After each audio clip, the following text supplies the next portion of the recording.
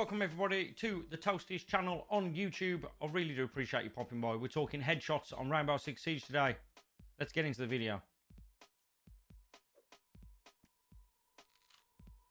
The first thing I wanted to talk about, we're just going to get straight into the video and I'm going to try and keep it as quick fire as possible, is sensitivity. Now, I play on keyboard and mouse.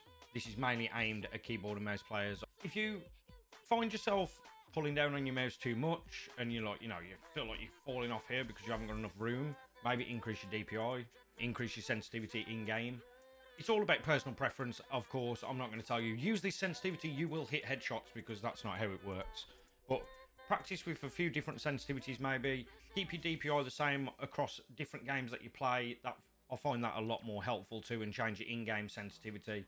So I use 800 DPI on my mouse for like every single game I play. Bugger off, fly. And then I turn my in-game sense to whatever I feel like using. So at the minute I've got it on 1010, and my aim down sight sensitivity is on standard at 38. You can mess about with these ADS sensitivities if you like and change it to advanced, but I don't bother. So mess around with your sensitivity. If you've got a little bit of room for your mouse, maybe decrease your DPI a little bit if you've got it quite high, so you have to move your arm a little bit more because you've got the space to do so. You might find that a little bit more controlled and easier to do. That's what I found anyways. I started off with playing with a quite high DPI of like 1200, I think it was. And I think it was about 14 in-game sense, and I realised I was just over flicking, spinning too much, and I found that having a slower DPI and a slightly slower in-game sense made it a lot more controlled for me. So that's what I stuck with, really. Hone it in is the way you like it. That is the main tip. It's a simple one, but I feel like it's definitely, to do with the video. So, right, so the next thing we're going to talk about, guys, is crosshair placement, which is probably the most, important tip of the whole video, in my opinion. So if you're one of these people that runs around looking at the floor like this, you're going to find it very hard to hit headshots if you see people, because you're going to have to look up, and then, you're going to end up firing at the body before you fire at the head. So I always try and keep my cursor, as high as possible. Well, I say as high as possible, but at head height.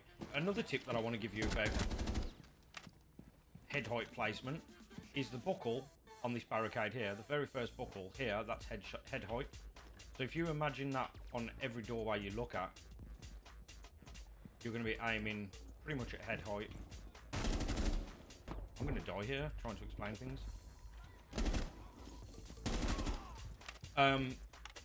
If you're one of those guys that's running around with, not aiming down sight, and you're not aiming down sight before you get to doorways, you're not going to hit headshots as easy, and you're probably going to die yourself. So just take time in terrorist hunt, practicing your cursor placement, and see if you can pull off headshots. One other little thing I wanted to say about terrorist hunt, guys, is if you go into your matchmaking preferences on your settings in general, and you scroll down, you will see here weapon damage. You can't really see that because my camera's in the way, but it says default. If you switch it across, it will say headshot only. Speaks for itself. If you're playing terrorist hunts and you want to practice those headshots, maybe turn that on. So the last and final tip I wanted to talk about, guys, was little tips in the shooting range that I've discovered. So when you're looking at this target here on this shooting range, this is headshot range, not up here. Down here is head, but you can switch the target to a head. Look at that. So if you do find yourself coming into shooting range and you didn't realise that button was up there, you do now. I also like to go across to this guy over here, this little botteroonies. And this guy, not only can you have him standing there, you can have him crouching, you can have him lying down, you can also have him rotate. But the one thing I do mainly like about the shooting range is being able to change your attachments and operators on the fly. So I can obviously just click on Valkyrie now, I can click on the MPX, I can change this extended barrel to the flash hider and see how I feel about this.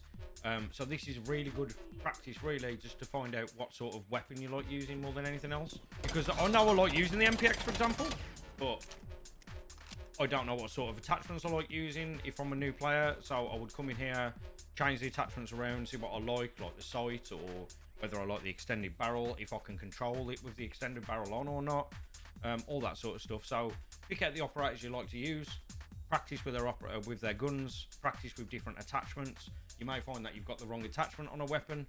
Potter about inside the shooting range and see you know, mess around with your own operators that you like to play, change their attachments, all that sort of stuff, and just have a blast. As I say, in every single one of our videos, guys, if you have made it this far, I really, really do appreciate it. Consider hitting that subscribe button below and turning on that bell notifications if you are so willing. And also, enjoy the rest of your evening, man. Thank you so, so much. Hopefully you found this content helpful. Stay awesome, stay safe, but most importantly, stay damn toasty. And I will see you on the next video, my friends. Much damn love.